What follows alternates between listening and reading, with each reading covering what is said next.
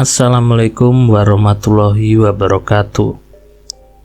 Cerita horor bukan hanya tentang keangkeran pekuburan dan bekas rumah sakit yang terbengkalai. Kisah-kisah mistis juga kerap menghantui para awak bus malam, termasuk mereka yang ada di jalur Surabaya Tulungagung. Namun sebelum kita lanjut ke ceritanya, dukung terus channel ini dengan cara like, subscribe, dan hidupin tombol loncengnya agar kalian tidak ketinggalan cerita terbaru dari channel ini. Bagaimana isi dari cerita kali ini?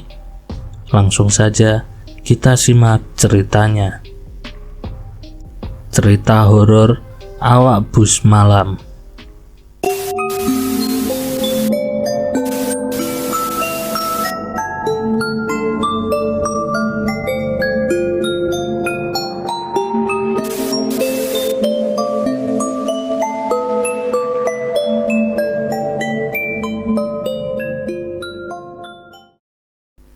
Salah satu awak bus, sebut saja namanya Didi, warga Kepatihan Tulungagung, bahkan menyebut itu hal biasa.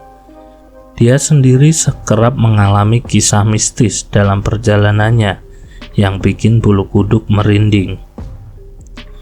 "Sudah biasa mas, kalau cerita-cerita seperti itu," kata Didi. Ada beberapa cerita horor yang paling melekat di ingatan Didi.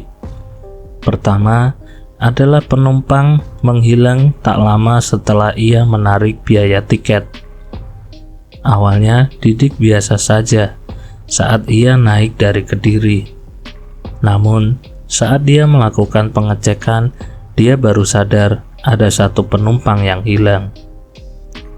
Ada juga cerita mistis yang tak kalah menyeramkan yang terjadi dalam perjalanan dari Kediri menuju Jombang. Saat itu, seorang pria berbaju putih naik dari daerah pinggiran Kediri dengan aroma yang sangat wangi. Didik sempat menaruh curiga karena pria itu tidak memiliki filtrum yang selama ini dikaitkan dengan cerita-cerita mistis. Filtrum adalah alur bibir, lekukan vertikal di bagian tengah bibir atas. "Gak ada ininya pak," menunjuk ke filtrum. "Kan biasanya itu bukan manusia ya, dan baunya itu wangi banget," kelakar Didik, awak bus spesialis jam malam ini. Tapi saat itu Didik bertindak biasa. Dia langsung menarik biaya tiket. Penumpang itu turun di Jombang. Namun Didik kaget saat mengetahui titik penumpang itu turun di kuburan. "Dia turun pas di kuburan," tambahnya. Didik seketika bergidik.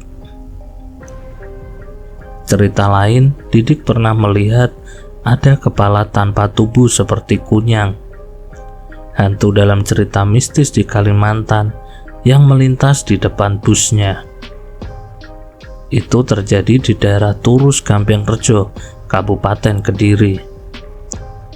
Saat melintas di sana, Didik sempat menunjukkan titik itu, titik di mana ada sebuah bangunan kosong di sebelah utara. "Di sini nih mas, jadi ada kepala gitu lewat," kata Didi yang sudah menjadi awak bus sejak tahun 99 itu.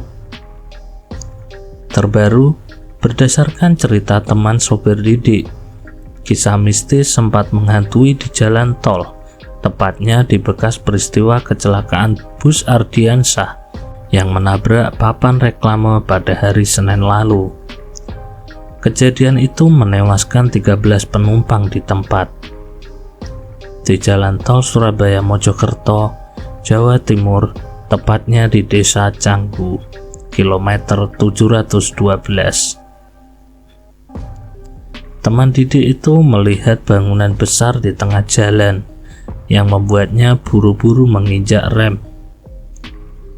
Itu teman saya tiba-tiba ngerem.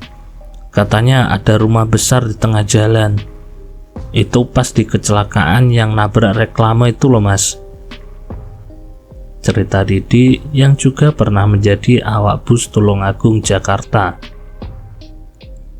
Itu di antara cerita horor yang dialami Didi. Menurut Didi, kisah mistis itu juga menghantui hampir seluruh rekannya di dunia transportasi, khususnya yang beroperasi pada malam hari. Demikian cerita singkat kali ini.